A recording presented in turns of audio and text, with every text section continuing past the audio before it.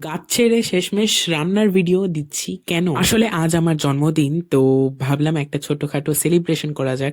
তবে আজকে সেলিব্রেশনটা একটু আলাদা, কারণ যেখানে সবাই নিজের ফ্রেন্ডস বা রিলেটিভসদেরকে যেখানে নেমন্তন্ন করে খাওয়ানো দাওয়ানো চলে, সেই জায়গায় আজ সেই মানুষগুলোর জন্য এই রান্না বান্না হচ্ছে যারা মন্দিরের সামনে কিংবা রাস্তাঘাটে ঘুরে বেড়ায় শুধুমাত্র দুমুঠো অন্নর জন্য। রোজ দিনই তো আসলে গাছ ঠাছ দেখাই, তো আজ একটু অন্যরকম তোমাদের সাথে শেয়ার করলাম। যেহেতু তোমরা আমার বন্ধুদের মতন বা ফ্যামিলি মেম্বারের মতন, তো ভাবলাম এটাও তোমাদের সাথে শেয়ার করা যাক। তো ভালো লাগলে অবশ্যই কিন্তু আমার ভিডিওটা লাইক করে যেও, আর না লাগলে অবশ্যই অন্যদের সাথে শেয়ার করো।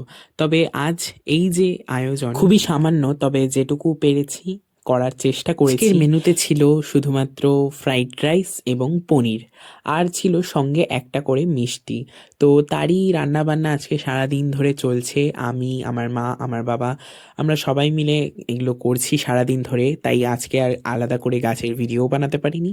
তো এটাই আপনাদের সাথে শেয়ার করলাম। আর আজকের মেনুটা কিন্তু পুরোটাই ভেজ, কারণ আজ ছিল টুইসডে, আমাদের বাড়িতে নিরামিষ ছিল, তো তার জন্য কোনো আমিষ জিনিস আমরা একটা অবধি আমাদের এই রান্না বান্না করার পর আমরা কিন্তু প্যাকিং করতে বসেছিলাম।